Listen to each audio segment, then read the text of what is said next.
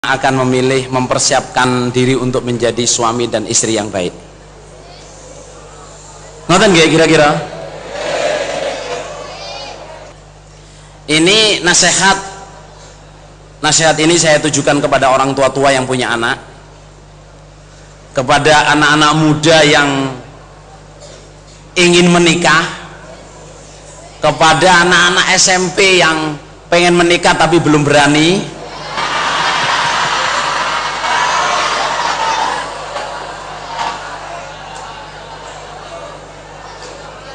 kepada anak-anak yang sedang jatuh cinta,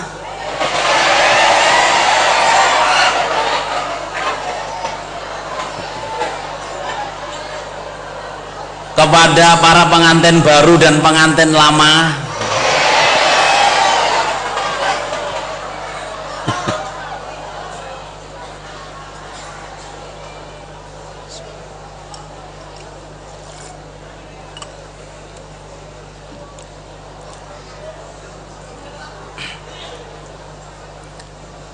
saudara jamaah ya.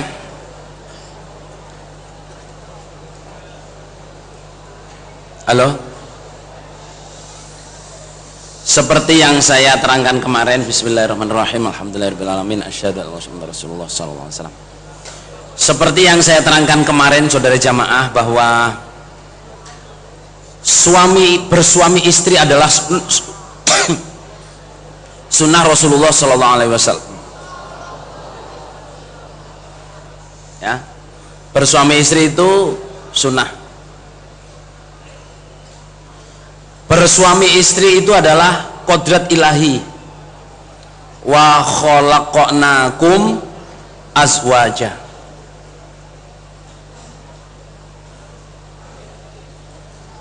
Bersuami istri itu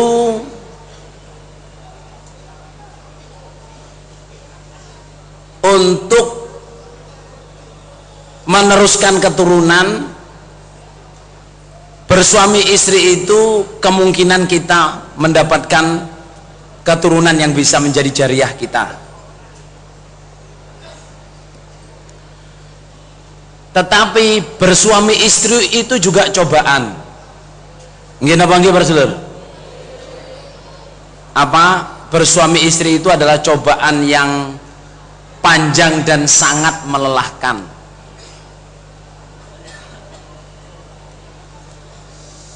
Bersuami istri itu adalah rezeki.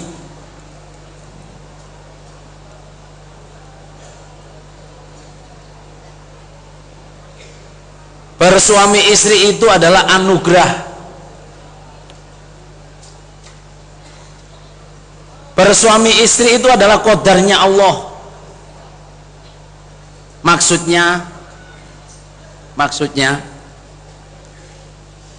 orang itu banyak yang menikah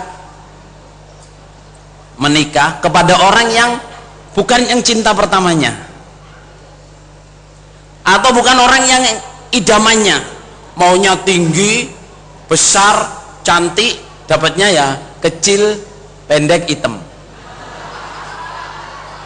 Maunya itu dapat istri yang kecil, hitam, pendek, tapi dapatnya tinggi, besar, sampai takut saudara. Ada yang datang ke saya, "Mas, istri saya kok besar sekali." Lah kamu kok mau?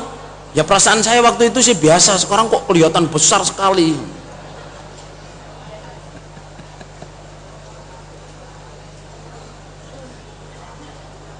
Saudara, yang ingin saya sampaikan di sini adalah karena suami istri jadi setiap setiap amalan di dalam agama ya, terutama bersuami istri itu ada targhib wa tarhib. Apa targhib? Targhib itu janji yang menyenangkan, tapi ada juga tarhibnya, janji yang menakutkan. Targhibnya bersuami istri itu anugerah, bisa menjaga agama, menyempurnakan separuh agama, bisa menjaga orang itu tidak berzina, bisa cari rezeki iltamis rizqa bin nikah. Tapi ada tarhibnya juga, Suami kalau nggak bisa adil, ya tempatnya di neraka. Istri kalau tidak taat ke suami, tempatnya juga di neraka. Punya anak kalau nggak bisa amanat, anak ini menghalangi orang tuanya di sorga. Masih ingat nggak perjalanan akhirat? Ingat apa mboten Lur? Ketika orang ini sudah lulus semua, tinggal masuk sorga, mau melewati jembatan jahanam, dicegat oleh anak-anaknya, dicegat oleh keluarganya, dicegat oleh orang tuanya. Kamu nggak bisa masuk sorga karena kamu tidak nasehatin saya, karena kamu tidak mengajak saya masuk sorga. Masih ingat cerita orang ini di kuburan lulus, di Yaumiddin lulus, di Yaumul Mahsyar lulus, di Yaumul Hisab lulus. Ternyata ada yang tidak dikerjakan. Apa itu? Tidak amar ma'ruf.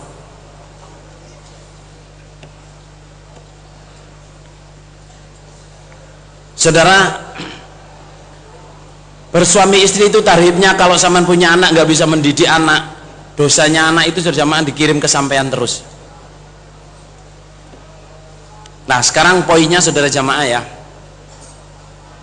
para orang tua, adik-adik juga gitu ya,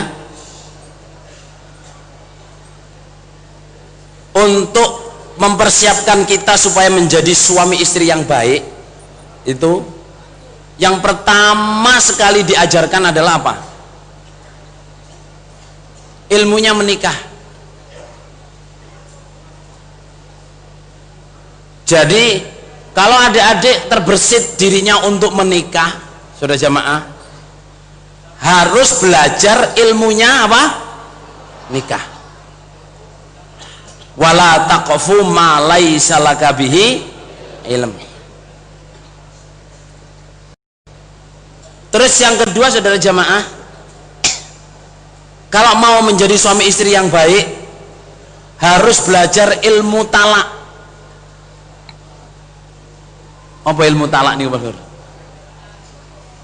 Ilmu cerai itu saudara, suami istri kalau mau nikah itu harus tahu. Oh saya tahu ilmunya nikah, kitabun nikah, kalau bisa dikaji Bukhari kitabun nikah khatam, terus kitabut tolak. Jadi belum nikah saudara jamaah harus siap.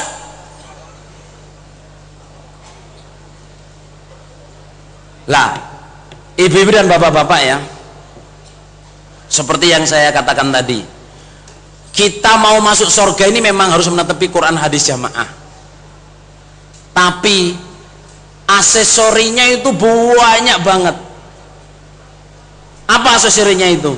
Ya sholatnya, puasanya, hajinya gitu, terus zakatnya, bersuami istri, berjamaah, menjadi ibu, menjadi anak, menjadi bapak, itu semua harus benar semua saudara. Ini Quran hadis jamaah ditetapi, tapi yang itu nyerimpeti, apa nyerimpeti? Yang itu kesandung, ya kesandung. Saudara, kalau saya menulis dalam tulisan saya saudara jamaah,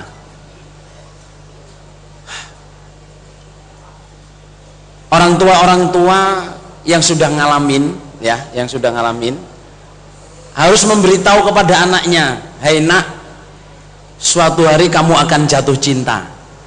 Jadi yang pertama itu pelajaran cinta saudara. Cinta itu apa sih saudara jamaah?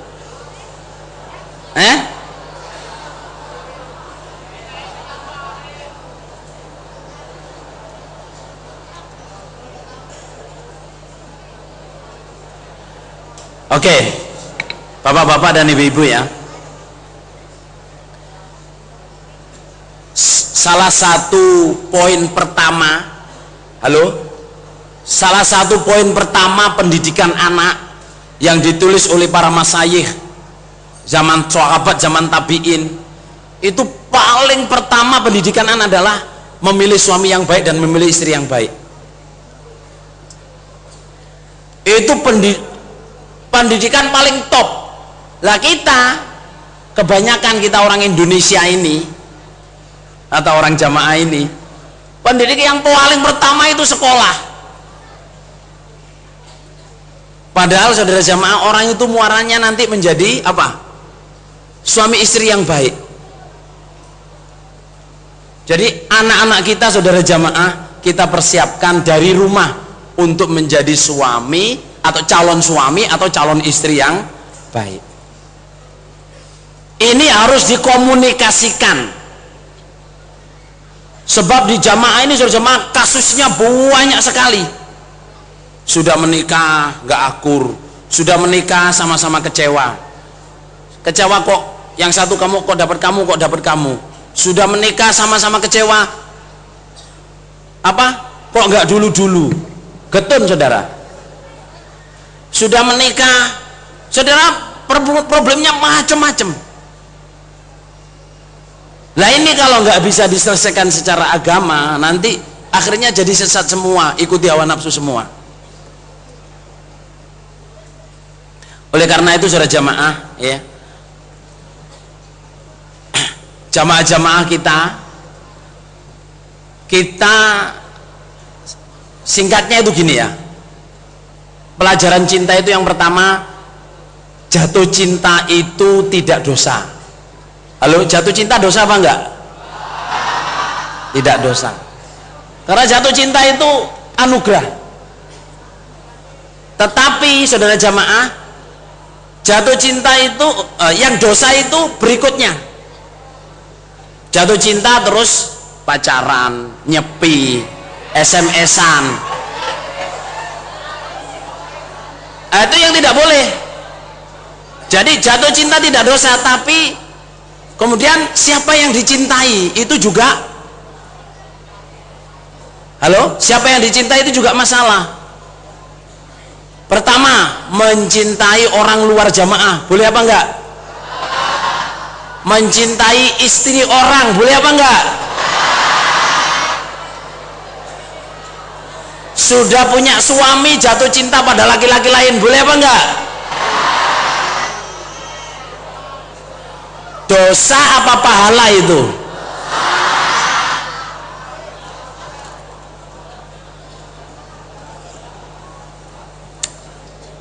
Saudara, saya pernah punya murid ya. Saya ajar ngaji sejak kelas 5 SD. Saya pernah punya murid, saya ajar ngaji sejak kelas 5 SD. Bapaknya itu titip ke saya, Mas Emir, anak saya ini anak tunggal, laki-laki. Amal soleh dibantu menjadi lelaki yang betul. Itu bagi saya itu PR berat saudara. Piye maksudnya jadi lelaki yang betul itu? Mas, apa sih maksudnya? Saya bilang itu. Yes, pokoknya laki-laki, jangan sampai jadi bencong. Soalnya laki-laki sendiri saudara, figurnya itu ibunya. Terus saya komunikasikan, saya ngomong, hei kamu nanti itu bakal ngalami balik. Balik itu ini. Kamu nanti bakal jatuh cinta. Jatuh cinta itu kamu senang dengan perempuan. Nah, saya bilangin jatuh cinta nggak dosa. Yang dosa itu kalau kita melanggar peraturan Allah. Karena jatuh cinta itu juga ada yang dilarang. Cinta, mencintai istri orang, ya toh, mencerit orang luar jamaah. Terus kalau kamu jatuh cinta nanti itu kamu buta, nggak kontrol. Nabi bilang hubbuka syai' yu'mi wasim. Cintamu kepada sesuatu itu bisa membutakan, menulikan. Terus kamu harus bisa membedakan antara jatuh cinta dan nafsu. Terus saya sejak kecil saya ngomongin. Terus kelas 5 SD sudah mas, setelah 3 tahun kelas 6, kelas 1 naik kelas 2. Naik kelas 2 itu waktu itu saya lupa dia sudah balik apa belum. Yang jelas kelas 2 SMP itu ceritanya saya mau makan, lah ruang makannya itu dekat dengan toilet. Dia mau masuk toilet itu dia bunga, mas ini mas. Di toilet tuh ngomong gini, mas, cobaan besar. Cobaan apa? Kenapa? Saya kaget, kenapa? Kayaknya saya jatuh cinta deh.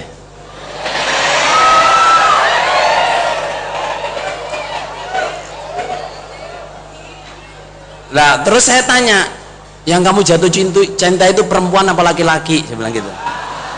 Perempuan Mas, wah cocok aku ngono, sehat berarti. Normal gitu.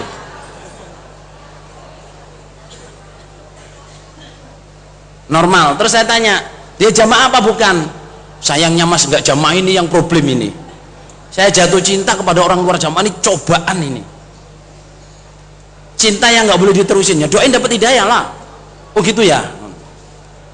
Maksudnya saudara jamaah, dialog ini bagi saya itu anugerah.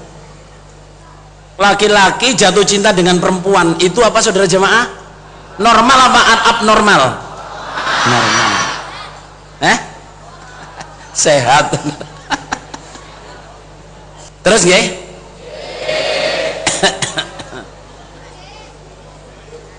Saudara jamaah, saya cerita ini ya, maksud saya itu poinnya itu arahnya ibu-ibu dan bapak-bapak nggak cukup mendidik anaknya itu hanya sekolah tok, pinter ngaji, halo, pinter nyambut gawe, enggak. Ibu-ibu dari rumah juga harus mendidik, nak laki-laki, kamu harus siap menjadi suami yang baik.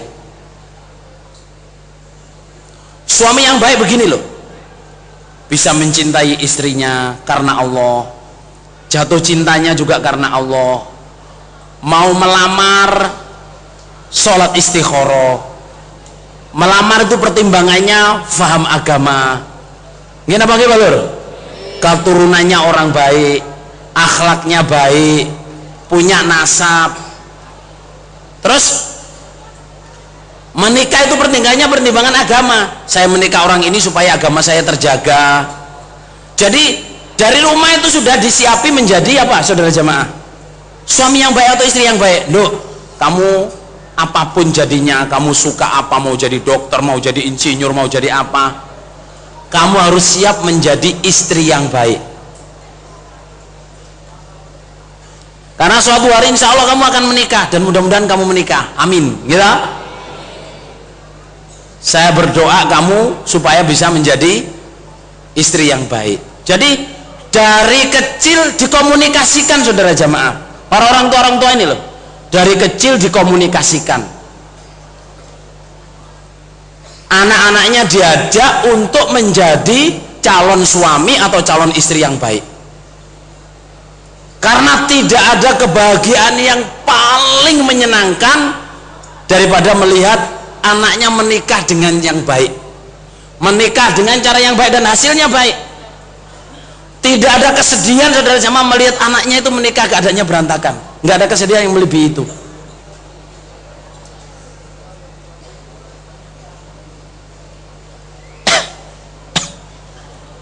Lah sekarang untuk mas-mas yang bujang-bujang, halo, kira-kira sampean pingin nggak dapat istri yang solihat, yang cantik, yang kaya, yang luman, anaknya orang baik-baik, anaknya juga baik? Pengen ya? Mau tahu resepnya? Mbak-mbak yang pengen menikah ya, kira-kira pengen gak dapat suami yang baik? Pengen apa enggak? Suami yang ganteng, yang baik, yang kaya, yang luman, yang mau sama kamu, kira-kira mau enggak? Mau tahu resepnya?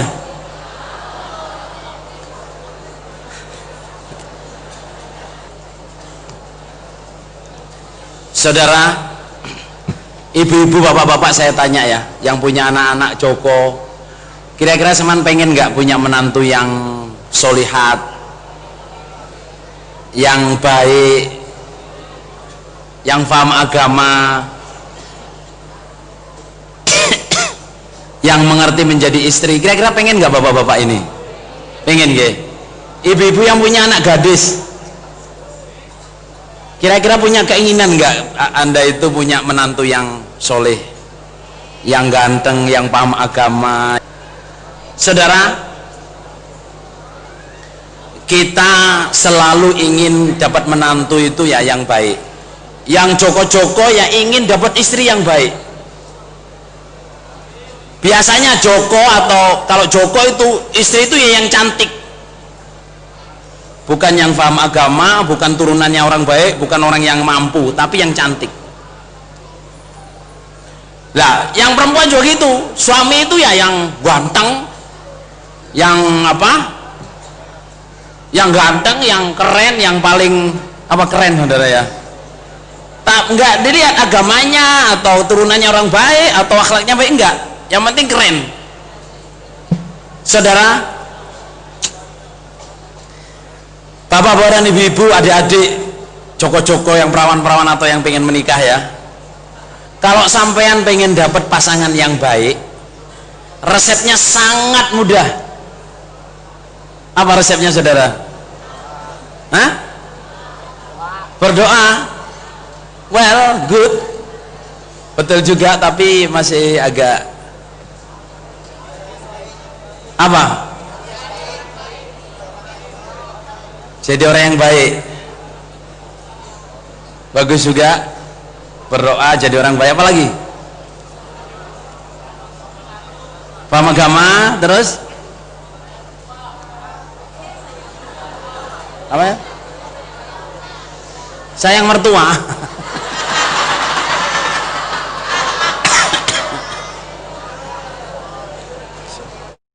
Kalau sampean pengen dapat pasangan yang baik, resepnya sangat mudah.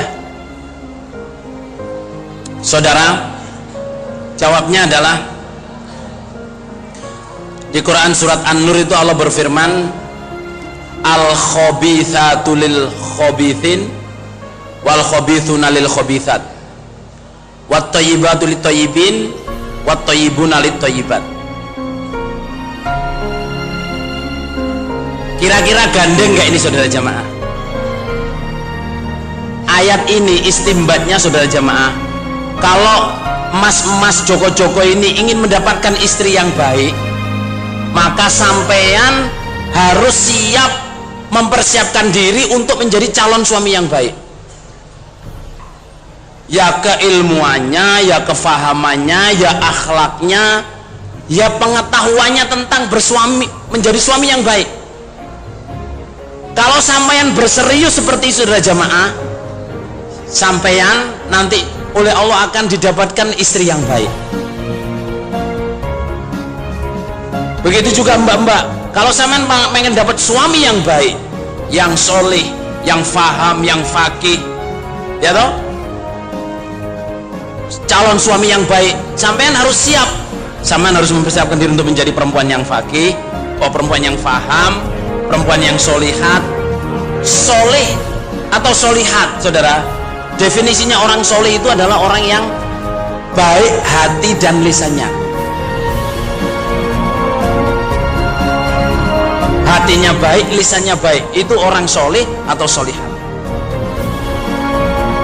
Jadi begitu juga bapak-bapak, ibu-ibu, kalau ingin dapat menantu perempuan yang baik, siapkan anaknya menjadi orang yang baik. Kalau ibu-ibu pengen dapat menantu laki-laki orang yang soleh, orang yang baik, ibu-ibu harus menyiapkan anak-anaknya perempuan untuk menjadi perempuan yang solehat. Nanti oleh Allah akan dikirim. Karena apa? Dalilnya itu al-khabithatu lil khabithin, perempuan yang buruk. Buruk itu bukan rupanya saudara, buruk akhlaknya. Itu yang untuk laki-laki yang buruk. Wal khabithuna lil khabithat, laki-laki yang buruk akhlaknya dapat perempuan yang buruk. Tetapi wat thayyibatu lit thayyibin, perempuan yang baik untuk laki-laki yang baik, dan laki-laki yang baik adalah untuk perempuan yang baik.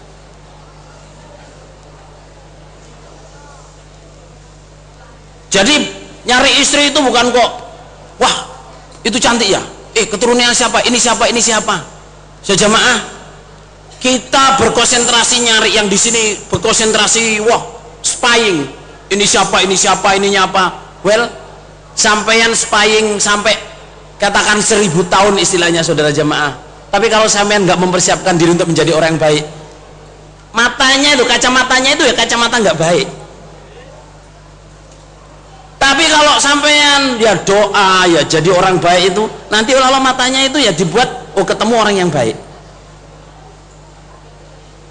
Mbak-mbak juga gitu, Mau dapat laki-laki itu anak siapa, ini siapa, ini siapa, katakan di ganteng apa enggak, kaya apa enggak, turunannya orang baik apa enggak, terus apa, agamanya bagaimana, well silahkan, tapi Anda harus menjadi baik dulu, sehingga peneropongnya ini peneropong dari hati yang baik, dari nurani yang baik, dari pikiran yang baik, dengan cara yang baik. Nanti ngelihat laki-laki yang menurut orang lain nggak baik, tapi ternyata itu adalah jodohnya, barokahnya itu.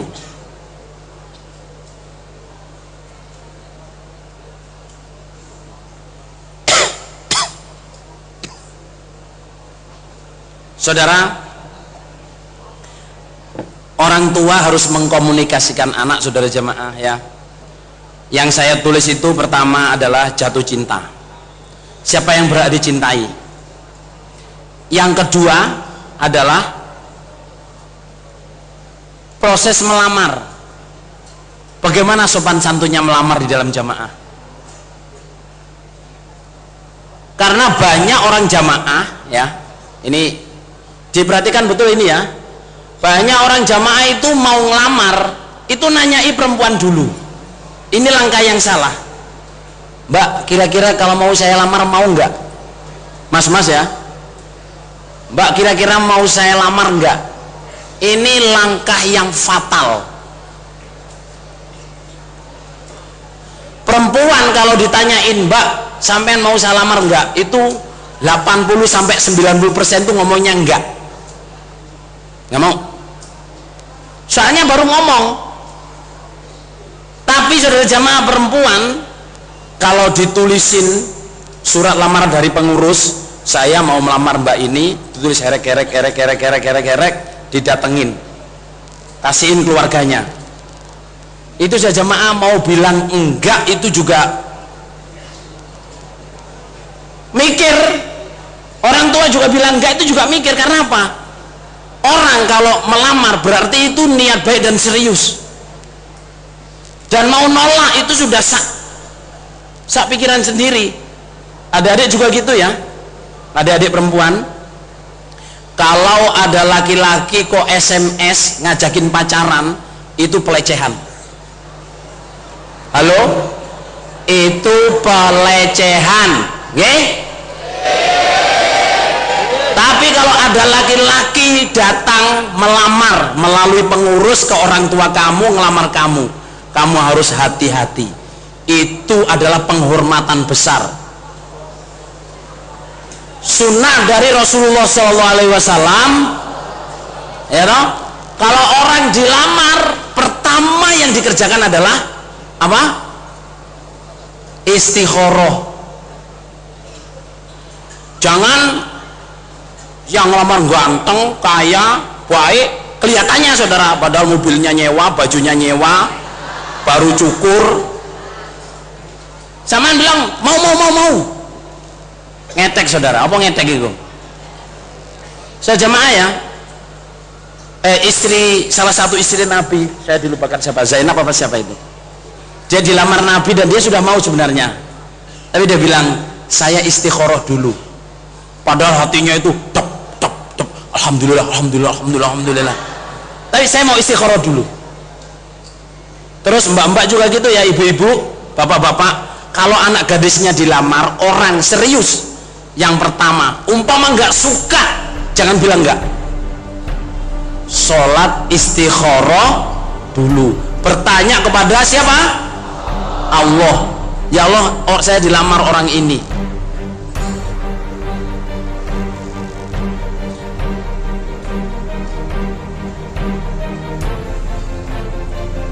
ya Allah, anak saya dilamar orang ini, bagaimana ya Allah? Jadi semua istikharah. Saudara jamaah ya, ini ada cerita saudara, ada cerita nyata tentang lamar melamar. Jadi mas-mas ya, senjata ngelamar ini penting. Lamar 100 kali diterima 1 syukur. Brambang diombiyoi, angger lawang dienggoi terus. Tapi niatnya baik. Jadi ada anak sekolah kedokteran universitas paling top di Jakarta. udah mau lulus ceritanya. Itu yang naksir itu ngantri saudara, tapi nggak berani ngelamar. Beraninya cuma deketin, nanya, bla bla blu bla bla blu. Terus ada anak jamaah datang cuma lulusan SMA saudara, datang ke pengurus nulis surat lamaran.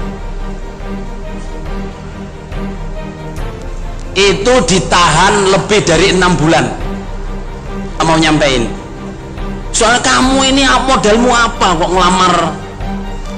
Cuma lulusan SMA saudara, berani ngelamar perempuan cantik ya, atau sekolahnya jurusannya kayak gitu, universitas paling top saudara. Ini kejadian betul saudara ya, ini kejadian betul. Pengurusnya itu nggak usah mas, nggak usah ngelamar dulu. Sampai tapi anak ini ngotot, saya pengen lamar, saya nggak apa-apa ditolak. Lah ini pengurus ini takutnya ini kayak apa namanya, pelecehan gitu loh, kok nyampein lamarannya orang yang nggak mungkin ini. Ternyata saudara setelah 6 bulan sampai hampir setahun saudara, disampaikan lamarannya itu cuman seminggu udah dijawab mau saudara. Lah mau itu yang istirja ya wong sak daerah lho. Innalillahi.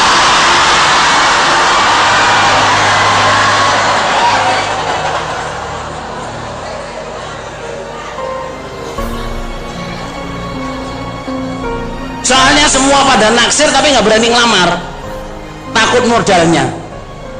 Saudara, ternyata timnya itu terkejut-kejut kok mau nerima, sampai akhirnya dipanggil perempuan itu. Perempuan itu dipanggil ya, ditanyain kok mau nerima lamarannya ini, kok mau apa anunya. Jadi saking terkejutnya saudara, ditanya itu kan sebenarnya nggak etis saudara, tapi ditanyain. Apa jawab perempuan itu? Bapak pengurus, saya sudah lama menunggu orang laki-laki yang seperti mas ini. Saya itu cuma dideketin, cuma ditanyain, cuma dikasih surat, itu semua pelecehan. Saya pengen menunggu laki-laki yang sejati, yang berani ngelamar saya. Kebetulan mas ini yang pertama, ini yang saya terima. Masalah saudara. Dan memang ya orangnya baik, yang perempuan ini ya baik, suaminya ya baik. Makanya ya mas-mas jangan takut ngelamar, nggih?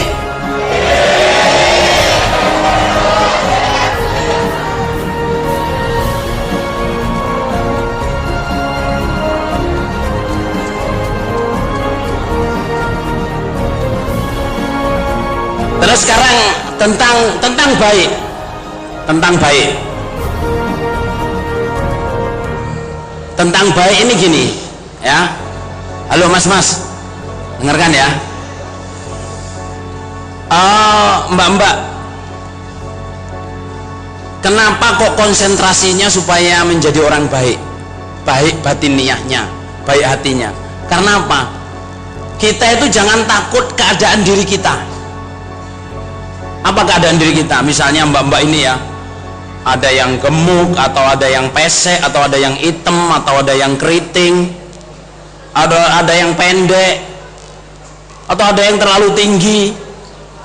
Mas-mas juga gitu, ada yang hitam, ada yang metekel, ada yang keriting kayak saya, ada yang giman. Apa giman saudara? Ada yang lambenya dombleh. Apa dombleh? Sensual saudara.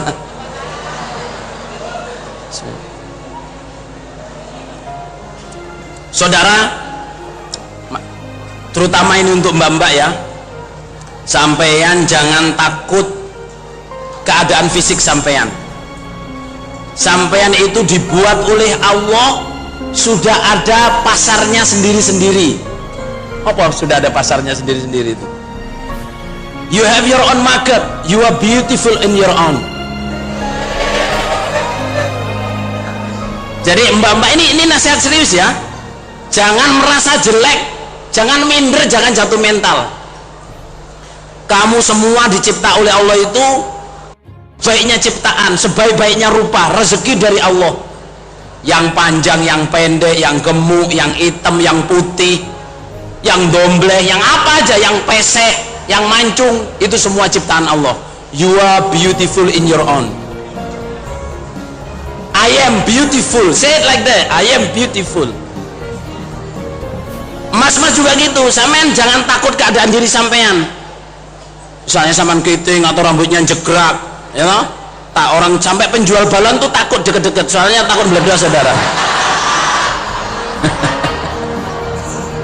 Atau terlalu keriting saudara, sisirnya kayak sisir saya, sisir yang begini ini, terlalu pendek atau gendut atau apa, jangan takut. Yang perlu dikhawatirkan oleh mbak-mbak dan mas-mas atau bapak-bapak terhadap anaknya adalah apa? Akhlaknya, batiniahnya, keimanannya, kesolihannya, itu yang harus dikhawatirkan. Karena apa? Allah itu sudah wa khalaqnakum azwaja, saya cipta kamu itu berjodoh-jodoh, sudah dibuat oleh Allah berjodoh-jodoh. Maksudnya Allah membuat orang gemuk, ini ada yang suka yang gemuk. Allah membuat orang itu kurus, ada yang suka yang kurus. Orang tuh kalau sudah suka saudara, dibilang, mas, wong calonnya pesek gitu kok ya mau toh, nggak apa-apa yang penting mepet katanya dulu kan. Lu mas, calon saman tuh kok bibirnya dombleh, nggak apa-apa kayak permen saudara.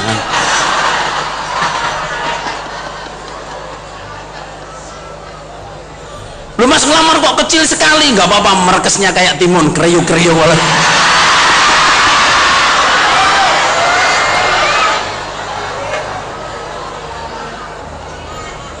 Orang itu saudara, kalau udah senang saudara, kalau ada Allah membuat udah jodohnya, dibela nih saudara, mas saman kok gemuk sekali tuh istrinya, nggak apa-apa, nggak usah pakai kasur empuk saudara ya.